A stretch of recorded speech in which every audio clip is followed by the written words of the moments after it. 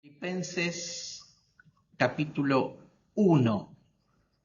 Ya nos metemos en el texto, ya entramos en el texto la semana pasada, cuando estudiamos el verso 1 y verso 2, los saludos iniciales, pero hoy ya vamos a meternos en el capítulo 1, con un tema muy interesante, el día de Cristo.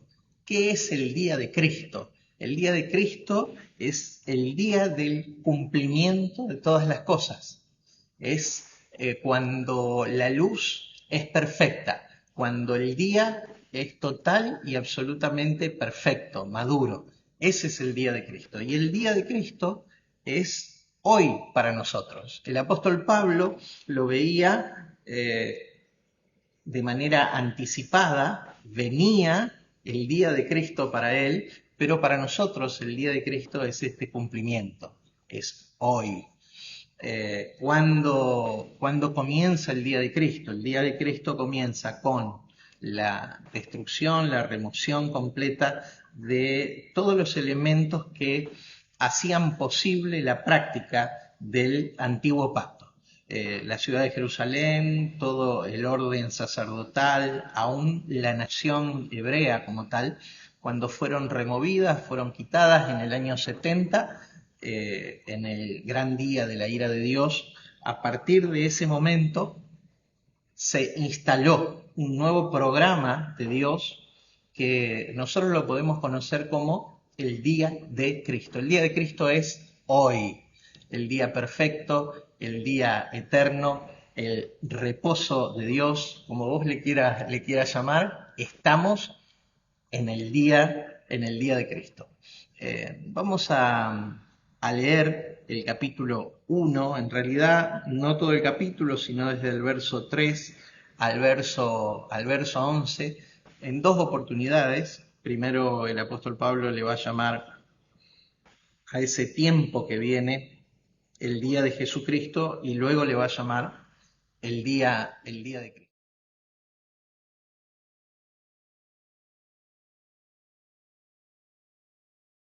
Con esta idea de qué es el día de Cristo, el día pleno, el tiempo que hoy estamos atravesando, que para el apóstol Pablo era un anticipo, ¿sí?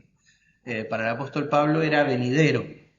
Él no llegó a experimentar, a vivir ese tiempo de plenitud, si bien él echó el cimiento, las bases, el anticipo, a través de esto que nosotros llamamos vislumbre, esa sombra borrosa que él nos dejó en la Escritura para que nosotros podamos disfrutar este día pleno.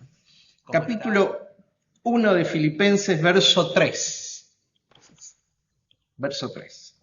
En adelante dice: doy gracias a mi Dios siempre que me acuerdo de vosotros, siempre en todas mis oraciones, rogando con gozo por todos vosotros, por vuestra comunión en el Evangelio desde el primer día hasta ahora, estando persuadido de esto, que el que comenzó en vosotros la buena obra la perfeccionará hasta el día de Jesucristo. Como me es justo sentir esto de todos vosotros, por cuanto os tengo en el corazón y en mis prisiones y en la defensa y confirmación del Evangelio, todos vosotros sois partícipes conmigo de la gracia, porque Dios me es testigo de cómo os amo a todos vosotros con el entrañable amor de Jesucristo. Y esto pido en oración, que vuestro amor abunde aún más y más en ciencia y en todo conocimiento, para que aprobéis lo mejor, a fin de que seáis sinceros e irreprensibles para el día de Cristo, llenos de fruto de justicia que son por medio de Jesucristo, para gloria y alabanza de Dios. Una vez más, el tema de hoy, si bien el enfoque que le vamos a dar tiene que ver con cómo gestionar efectivamente nuestras emociones, ¿sí? De esto vamos a estar hablando hoy, pero el tema que se ve en el párrafo que vimos, como dije hoy, que es el día de Cristo. Para Pablo, de manera anticipada. Por eso dice el verso 6 que, estando persuadido de esto, ¿de qué cosa estaba convencido? Que el que había empezado la buena obra en los creyentes de Filipos, la iba a completar, a perfeccionar hasta el día de Jesucristo. Un día futuro para Pablo. Pero, mi hermano, la obra que Él consumó en nosotros en el día de hoy ya fue terminada, ya fue completada. No va a ser perfeccionada. Iba a ser perfeccionada en los creyentes de Filipos, que todavía no habían entrado al día de Cristo. Pero para nosotros esa obra ya fue perfecta, ya fue consumada. Usa la palabra ahí, cuando habla de perfeccionar, la palabra teleos o telos, ¿sí? De completar, llevar a la madurez, al máximo esplendor. Mi hermano, en la vida tuya y mía, la obra de Cristo fue llevada al máximo esplendor en la dimensión de nuestro espíritu. Ahora a nosotros nos corresponde actuar en consecuencia. ¿Qué es actuar en consecuencia de aquello? Actuar en consecuencia de ese esplendor de la obra de Cristo es hacer operativa la vida de Cristo a través de nosotros. Y para esto, recuerden que estamos en la carta a los filipenses, para esto es que Pablo utiliza una expresión que 14 veces aparece en la carta a los filipenses, que es la expresión gozo. Es la expresión gozo. Y gozo es la palabrita jara en el idioma griego, estar alegre, feliz, estar bien, habla de deleite, de calma, ¿sí? De alegría. Entonces, gozo tiene que ver con una profunda emoción, una emoción rectora, una profunda emoción que nos ayuda a estabilizar en nuestra vida por el proceso que vivamos. Yo no sé qué tipo de dificultad, de proceso o de situación nosotros podemos vivir, pero mi hermano, para aquellos que concebimos la vida desde el espíritu, para aquellos que hemos vivenciado la persona de Cristo en y a través de nosotros, no dependemos en nada, absolutamente en nada, dependemos de las circunstancias que atravesamos. No son las circunstancias las que definen la estabilidad en nuestra vida, sino es la obra de Dios desde el espíritu del hombre, la obra consumada de Cristo desde el espíritu del hombre. La gestión de nuestras emociones. Primero, ¿qué son las emociones? Porque hay una idea un poco romántica de que nosotros sentimos con el corazón, ¿sí? Y hacemos los dibujitos de los corazones y demás. Mi hermano, nosotros sentimos con nuestra mente. Nosotros sentimos con nuestra mente. Hay todo un sistema en nuestro ser que nos ayuda a experimentar sanas y buenas emociones, ¿sí? Todas las emociones pasan por nuestro sistema nervioso. Hay varios elementos que definen nuestro estado de ánimo y son todos elementos químicos, ¿no? Más allá de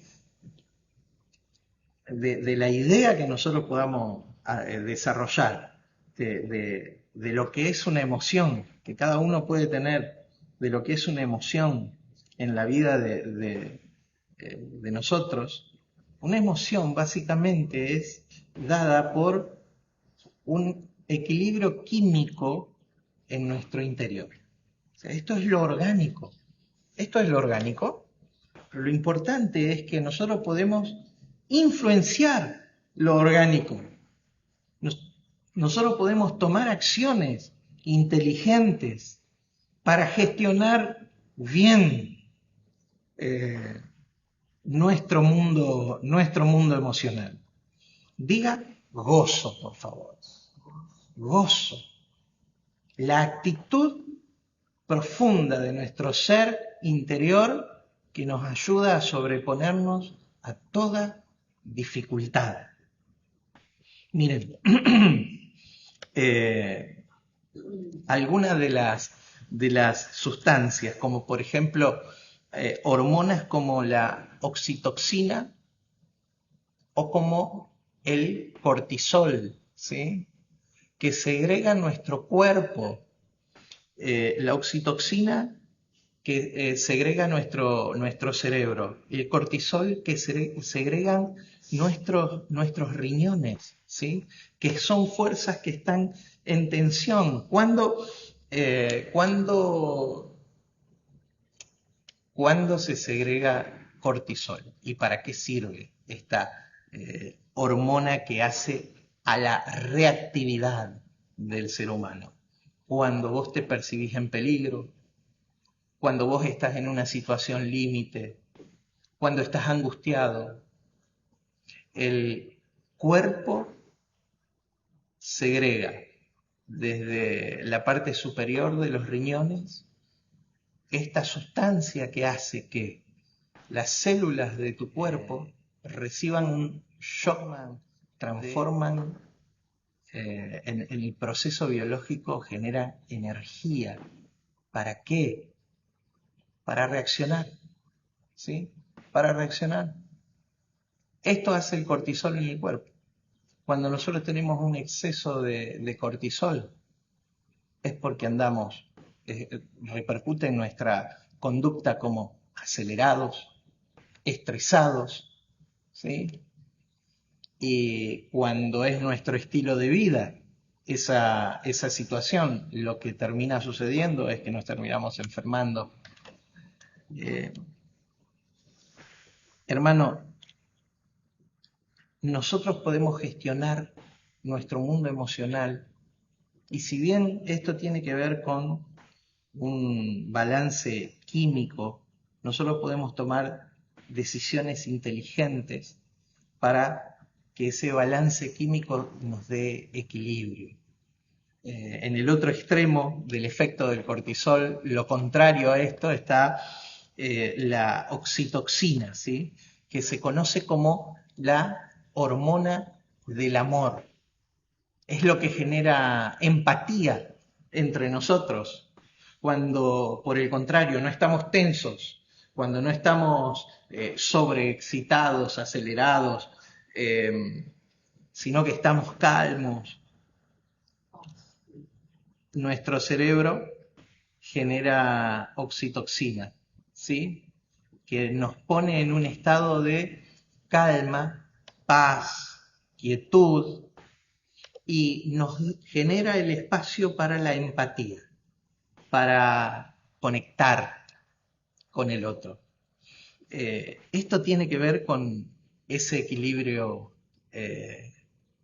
químico para hacer estable las emociones. Es imposible que si vos estás en medio de una situación límite, imposible, si vos estás en ese estado de alteración, ¿sí?, que genera ese shock de cortisol que producen nuestros riñones, es imposible que vos te detengas a tomarte el tiempo para empatizar, para relacionarte, para conectar con el otro.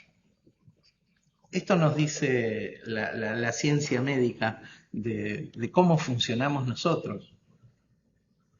Otras sustancias, los neurotransmisores, que contribuyen a ese equilibrio emocional en nuestro interior. la serotonina,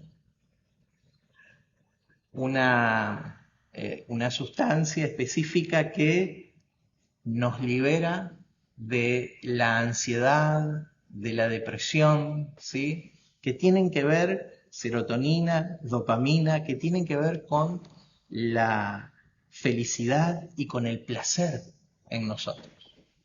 Bueno, necesitamos gestionar nuestro mundo emocional de manera inteligente para poder tener espacios, para poder conectar con el otro. La gestión efectiva de nuestras emociones. Hay una rama de la ciencia que es llamada hoy día epigenética, que se trata de intencionales movimientos, producir cambios en nuestro código genético, producir cambios intencionales en nuestro código genético. Es una rama de la ciencia que estudia esas variaciones, esos cambios que se pueden producir. ¿Y a partir de qué? A partir de estos equilibrios emocionales, porque se puede ser totalmente intencional con el manejo y la gestión de nuestras emociones. Pablo le llamaba gozo esa situación, ese estado interno que se sobrepone a cualquier dificultad. ¿Por qué? Porque, mi hermano, primer nivel de dominio en el reino de Dios, ¿sí? Primer nivel de dominio en el reino de Dios es el dominio de mi ser interior. Yo puedo, y está a mi alcance, dominar lo que sucede adentro mío. Hay un nivel de dominio que nosotros podemos ejercer sobre lo que sucede adentro mío. No existen pensamientos que tengan el poder de asaltarme si yo no se lo permito. No existen sentimientos que tengan el poder de dañarme sin mi autorización en mi ser interior. Entonces, hermano, aprendemos y aprendamos a gestionar inteligentemente nuestras emociones y a dar lugar a las cosas que realmente van a producir un efecto positivo en nosotros. Filipenses capítulo 1, del verso 3. Gozo. Ahí aparece en el versículo 4 de nuevo la expresión gozo. Y en todo el capítulo 1 vamos a ver, no solamente en el texto de hoy, sino en todo el capítulo 1, vamos a ver cómo Pablo expresa gozo estando en medio de una prisión, en una situación de total adversidad. Él ejerce dominio y autoridad sobre su ser interno, ¿sí? Y sujeta su mente, porque ¿con qué sentimos? Dijimos, con la mente. Sujeta su mente, sujeta su pensamiento al propósito con el que él enfocaba su vida. Entonces lo que tenemos en el texto es cómo puedo hacer, como Pablo hacía, cómo puedo hacer para gestionar efectivamente mi mundo emocional y guardar lo que pongo adentro de mi vida, lo que pongo en mi interior, lo que pongo en mi mente. Él dice en el verso 3, doy gracias. Y para gestionar efectivamente las emociones, vamos a empezar por este principio. ¿Cuál es el principio? El principio de gratitud. Cuando me enfoco en agradecer, me estoy enfocando en lo que poseo, en la abundancia. Cuando vamos a pedir, seguramente estamos enfocándonos en lo que nos hace falta, lo que entendemos, lo que seguramente es una carencia. Pero cuando me enfoco en la gratitud, cuando hay una actitud de gratitud, entonces estoy enfocándome en la abundancia. Gracias Dios por este día de vida. Gracias Dios por mis hermanos. Gracias Dios por tu obra en mi vida hoy. Gracias Dios por el entendimiento y la luz que hoy desarrollamos en vos. Gratitud. La gratitud me enfocará siempre en soluciones. Agradecer. Detenerse para conectar con el otro. Dice la Escritura, doy gracias a mi Dios siempre que me acuerdo de vosotros. Conectar con el otro. Somos seres totalmente sociales. En esto que extraordinariamente se nos está revelando por el Espíritu, de que Cristo es hoy, en el día de Cristo, el varón perfecto, el nuevo hombre, el ciudadano de la nueva creación. Cristo es hoy una construcción colectiva, tiene valores extraordinarios. Mi hermano, no somos una isla, no podemos conservarnos aislados.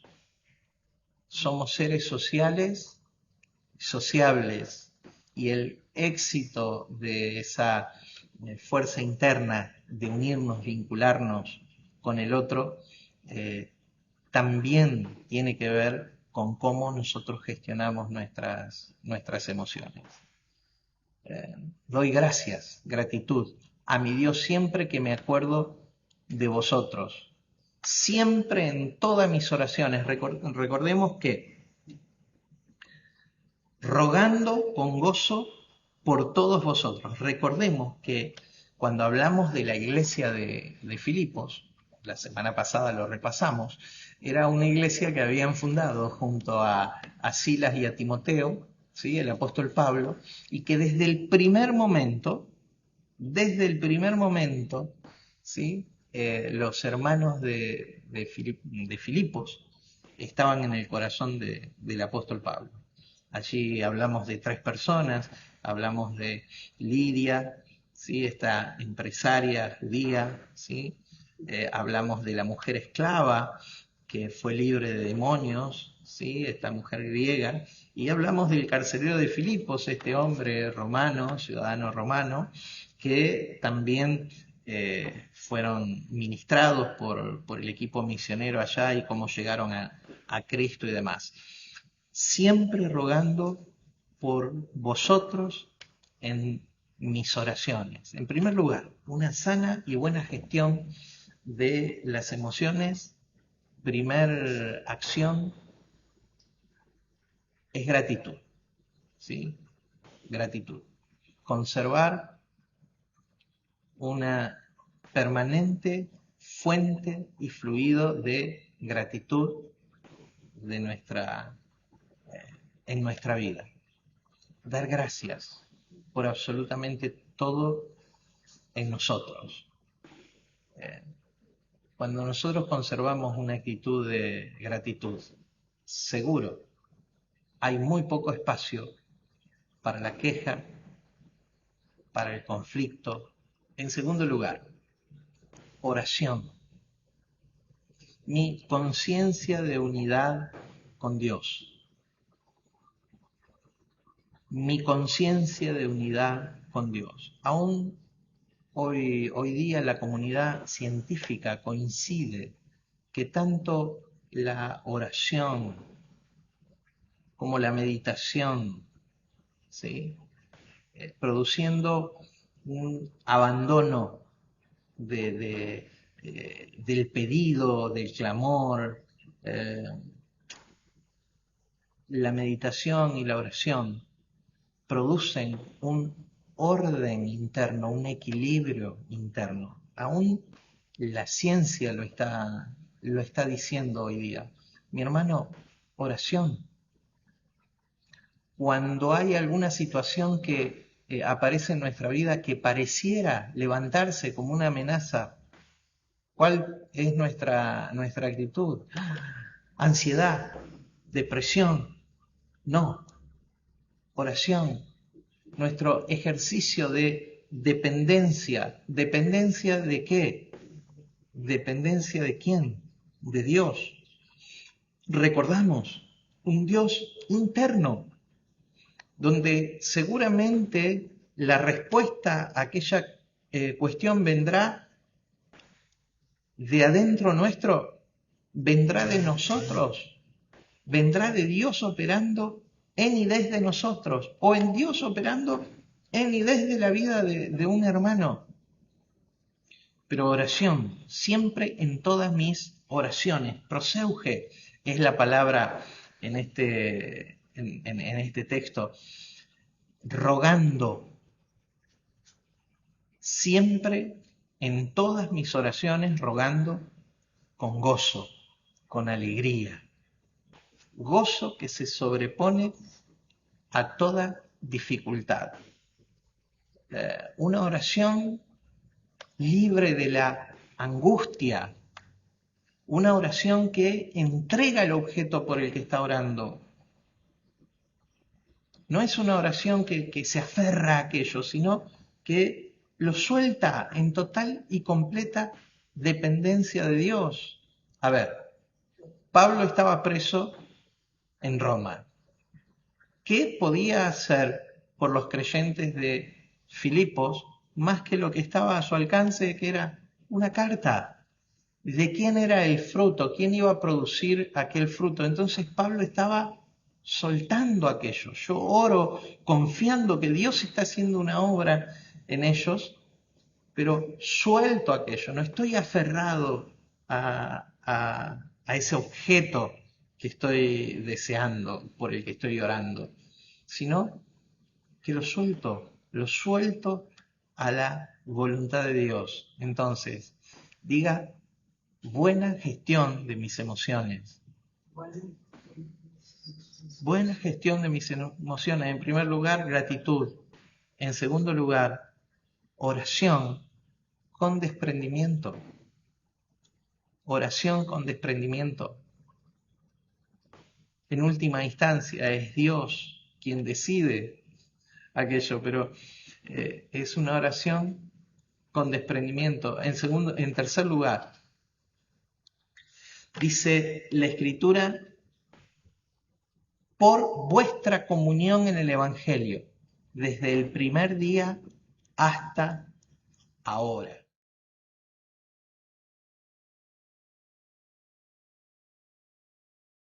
Hay un enfoque de una empresa en común con los filipenses. Hay un pensamiento en el corazón del apóstol Pablo que lo ayuda a sobreponerse a la dificultad de las prisiones. Había una empresa en común que tenía con los filipenses.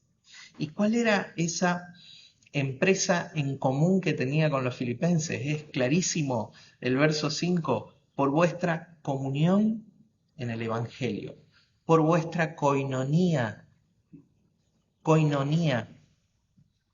por nuestra unión, conexión en el Evangelio. Mi hermano, ¿cuál es la conexión que entre nosotros existe hoy? El Evangelio eterno, el Evangelio que abrió la eternidad para nosotros, es la conexión que hay en nosotros.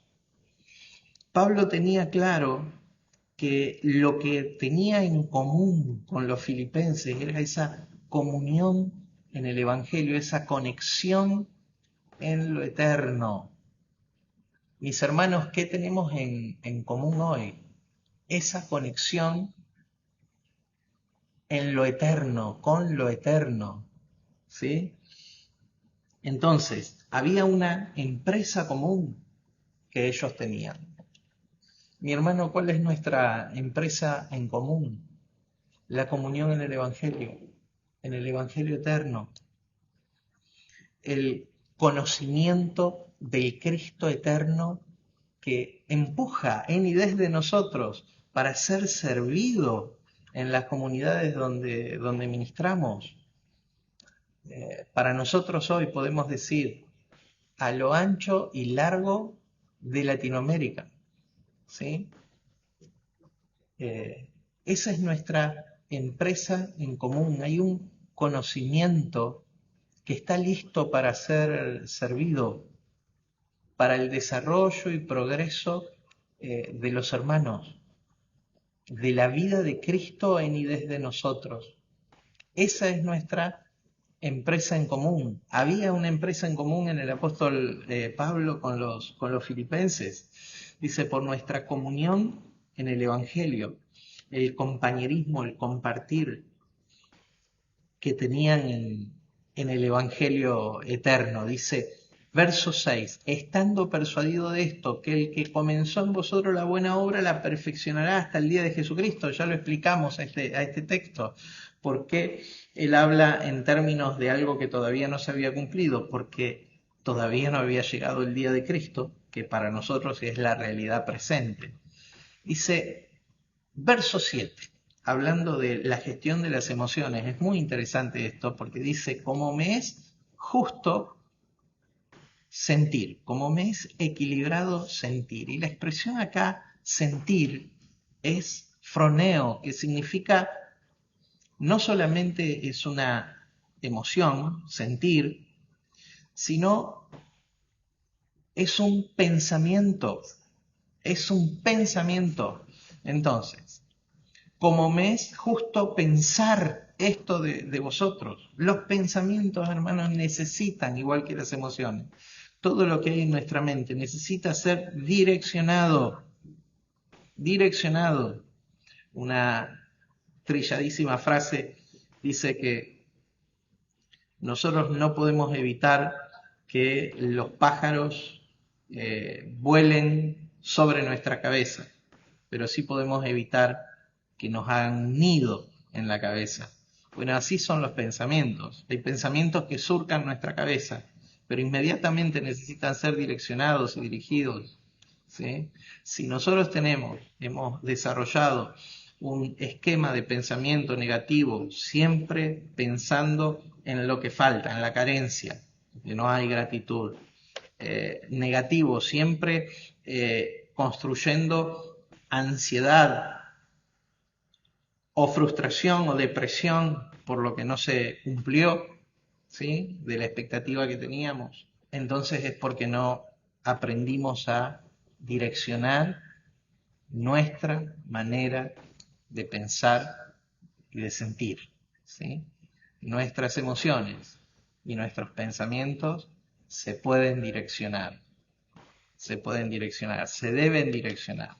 Como me es justo sentir, pensar esto de vosotros, por cuanto os tengo en el corazón y en mis prisiones y en la defensa y confirmación del Evangelio, todos vosotros sois participantes conmigo de la gracia.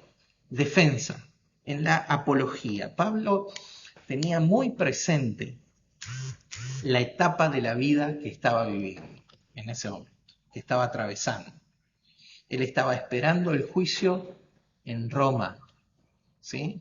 El juicio frente al César. El Espíritu Santo ya le había dado testimonio de que él había sido un instrumento escogido para llevar el testimonio de Cristo delante de reyes y poderosos de la tierra. Y él estaba en este asunto. Esa era la empresa en la que él estaba enfocado. Algo que nosotros necesitamos es, para gestionar bien nuestras emociones, es enfocarnos en lo que hacemos, pero enfocarnos con licencias.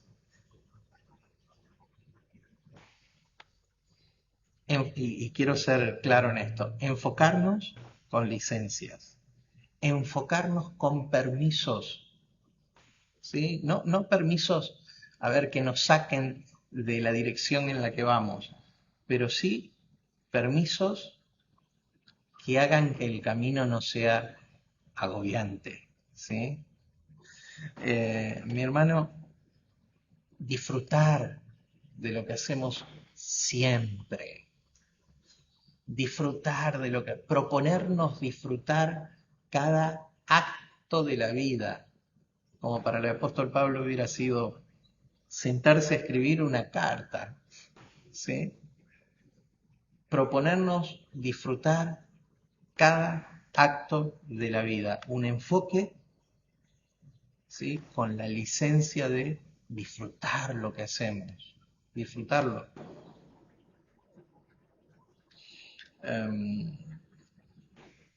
Y si estamos haciendo cosas que no hay manera que podamos disfrutarla,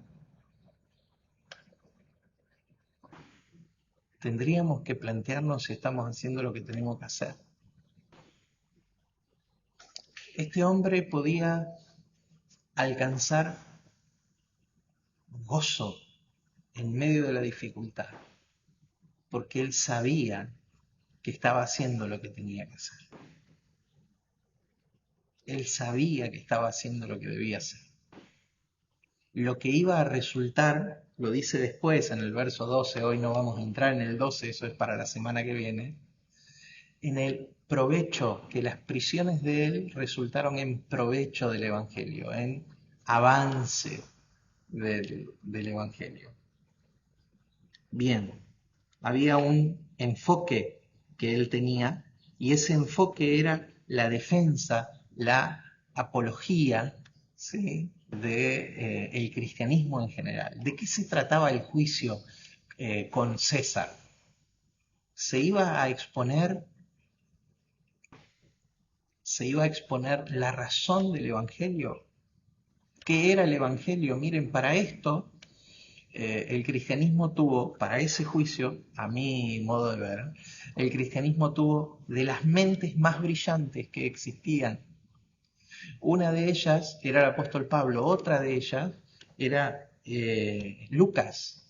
Lucas, como parte del equipo misionero, uno de los dos únicos gentiles que escribieron porciones de la Biblia, él escribe a una autoridad romana, a un tal Teófilo, a un magistrado, un juez romano. Él escribe el Evangelio de Lucas, ¿sí?, poniendo en orden la vida de Jesús como línea de argumento de quién era Jesús para un juicio. Y él escribe Hechos de los Apóstoles para constituirse en argumento de defensa del apóstol Pablo, que no era ningún sedicioso como se lo acusaba en el Imperio Romano, como lo acusaban los romanos impulsados por los judíos, ¿sí?, de que este era un sedicioso que subvertía el orden hablando de otro rey. ¿Por qué digo que el libro de Hechos de los Apóstoles es uno de los argumentos para ser usados en el juicio en Roma? ¿Por qué? En el juicio al apóstol Pablo y al cristianismo en general en Roma. ¿Por qué? Porque 3 veces aparece el testimonio de Pablo y porque Hechos no contiene toda la historia del cristianismo, sino tan solo cómo el cristianismo salió desde, o el mensaje de Cristo, el mensaje del Evangelio, salió desde Jerusalén y llegó a Roma. Esa es la secuencia de lo que tenemos en el libro de Hechos. Había muchísimos otros hechos más y otras personas más que predicaban el Evangelio. No era el propósito de Hechos de los Apóstoles constituirse en un tratado de historia, no, sino era el propósito de Hechos de los Apóstoles ser el elemento argumental presentado a favor del cristianismo y del apóstol Pablo en ese juicio ante el César. Por eso Hechos termina como termina, con Pablo preso en una casa alquilada en Roma, esperando el juicio. ¿Qué juicio? El juicio del que se iba a argumentar estas cosas. Y Pablo tenía esto en mente. como me es justo sentir esto de todos vosotros por cuando os tengo en el corazón y en mis prisiones y en la defensa y confirmación del Evangelio. Él estaba puesto ahí para defensa y confirmación del Evangelio. Era lo que venía sobre su vida. Él tenía una empresa clara. Bien, porque Dios me es testigo. Y acá usa, está metido en esa escena del juicio. ¿Sí? Entonces dice, Dios me es testigo. Mi testigo es Dios. ¿De qué? Y acá empieza con la proximidad con los creyentes de Filipos. Dice, porque Dios me es testigo de cómo os amo a todos vosotros con el entrañable, con el profundo amor de Jesucristo. Mi querido hermano, ¿de dónde provienen nuestras acciones? ¿Cuál es el móvil de nuestras acciones? ¿Querés gestionar tus emociones para que sean emociones sanas? ¿Querés tener una gestión efectiva de tus emociones? Bueno, lo rector en tu ser interno es el entrañable amor de Jesucristo. Déjate traspasar, trascender por ese amor del que estamos total y completamente llenos. Un amor que no tiene resentimiento, que no tiene jactancia, que no tiene frustración, que nos ayuda a sobreponernos a absolutamente cualquier adversidad. Los que estamos en el ministerio sabemos que nos desgastamos. Pocas cosas desgastan tanto a una persona como las relaciones ministeriales. Entonces, nosotros necesitamos ser expertos en la gestión de nuestro mundo emocional.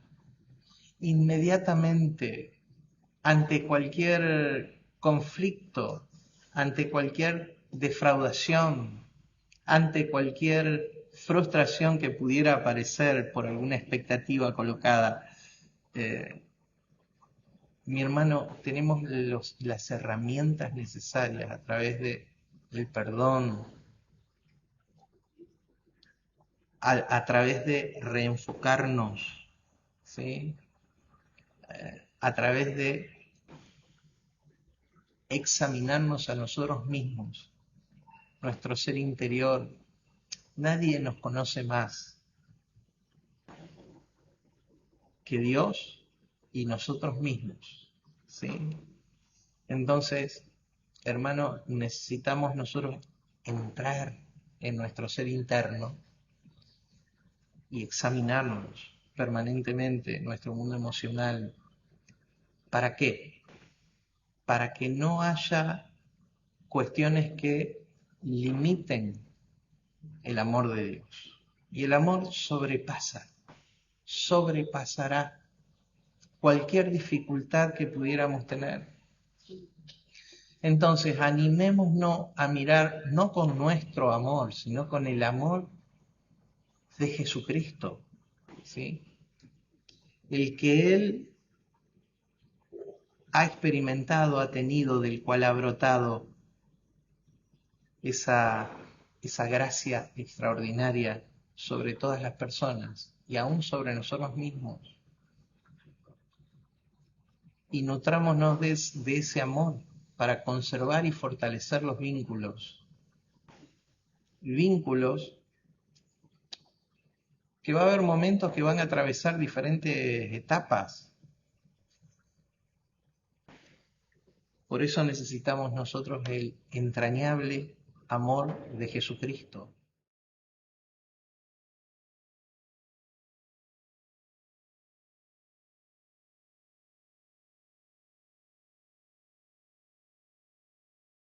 porque Dios me es testigo de cómo os amo a todos vosotros con el entrañable amor de Jesucristo. Y esto pido en oración. Verso 9.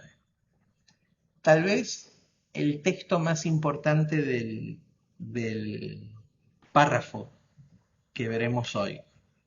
Y esto pido en oración, que vuestro amor abunde, sea exhibido, corra, que vuestro amor abunde aún más y más. ¿En qué? En ciencia y en todo conocimiento.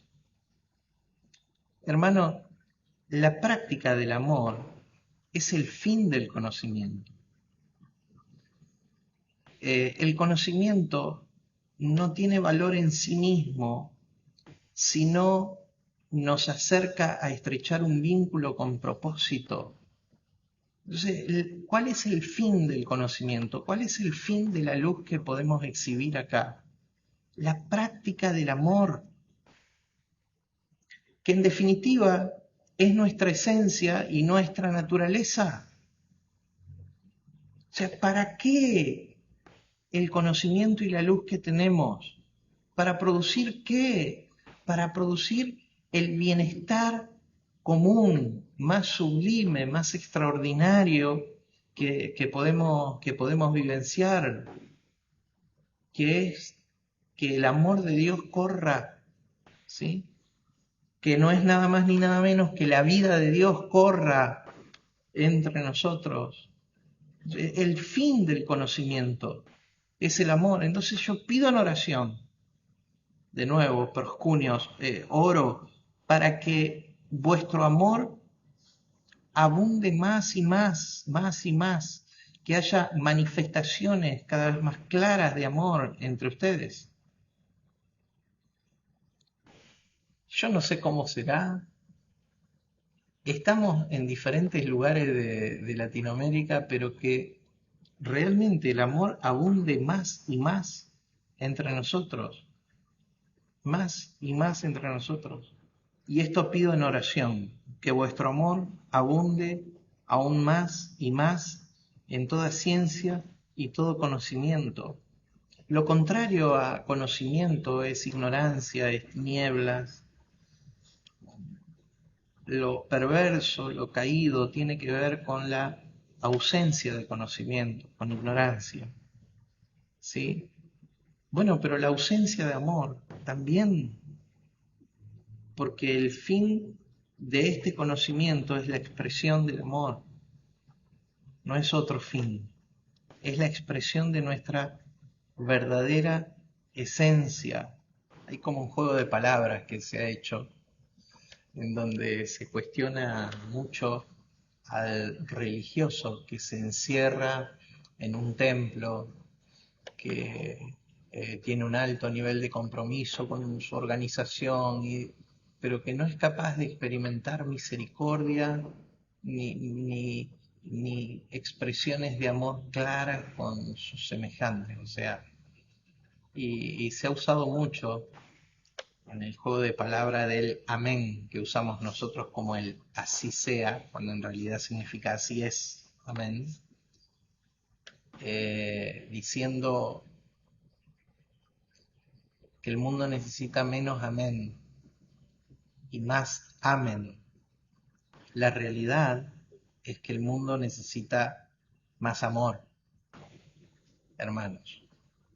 Entonces, más que nuestros compromisos institucionales, ministeriales o de lo que fuera, necesitamos expresiones claras de amor.